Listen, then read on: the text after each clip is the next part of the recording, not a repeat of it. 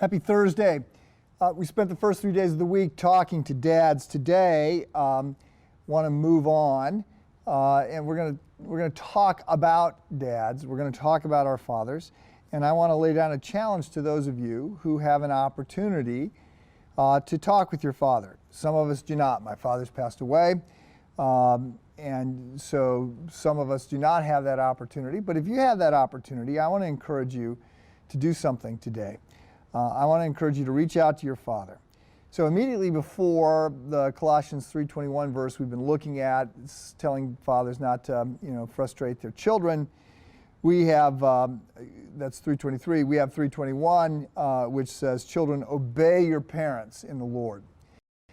Now that's children. The Ten Commandments contain this fifth commandment, which is broader in its counsel, and it says that we are told to honor our father and our mother. To honor, that's not to obey. Things get different at different ages.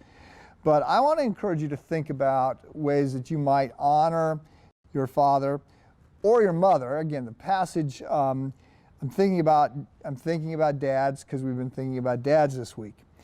And also because this is the way many men get hung up. And saw this in men's fraternity.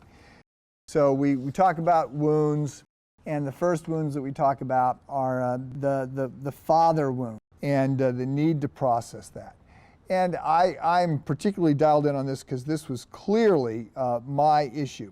So my dad, who again passed away a few years ago and ended well, had a great fourth quarter, and it was his last year was a gift in so many ways to us.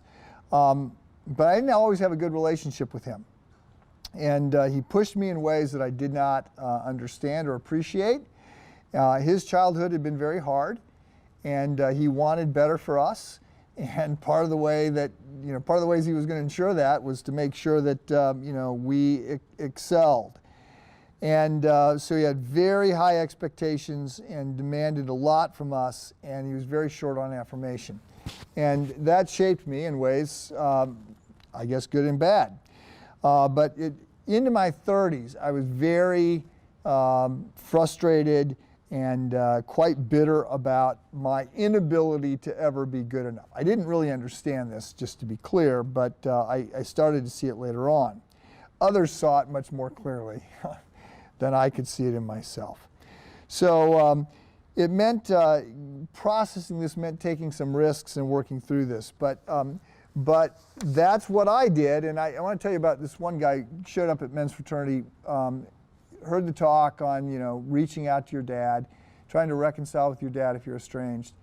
And he came up after the talk and he said, I'm canceling all my meetings today.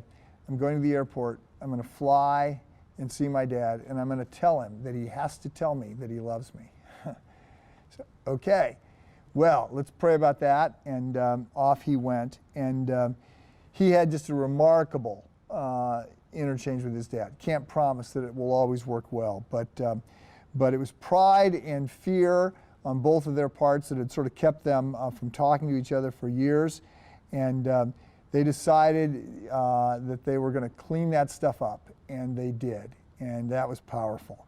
So look, I want to say one other thing. A lot of men even in their 60s and 70s, are still trying to hear their dad say, I love you, and I'm proud of you.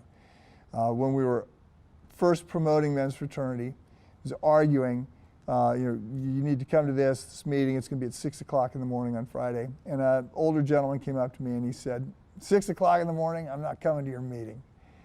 And he goes, what in the world would ever get me out of bed, that early that I'd come to this meeting at 6? And I said, well, look, here's what we're going to talk about. And I said, and all I said to him was, I said, we're going to unpack some of the ways that we're shaped and formed. And I said, a lot of men have been damaged by their dads because they never got to hear their dad say, I love you. And I said, they're still waking up in their 60s or 70s, and what they're doing, what's driving them is that their dad's been dead for 50 years. They still just want to hear their dad say, I love you.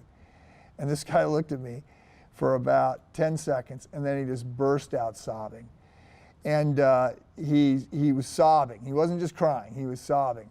And his wife comes over, and I'm standing there. I don't know, it's not really an appropriate moment to say anything. So I'm just standing there with him. And she's like, what happened?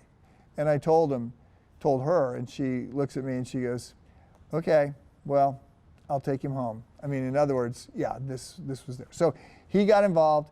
I don't know that's your story. We've got different stories. But I want to encourage you, if you can reach out and reconcile, or if you just want to reach out to a parent that you've got a great relationship with and say, I just want to say thank you, I want to honor you, I want to appreciate you. I think that's a win for both of you. So have a good day.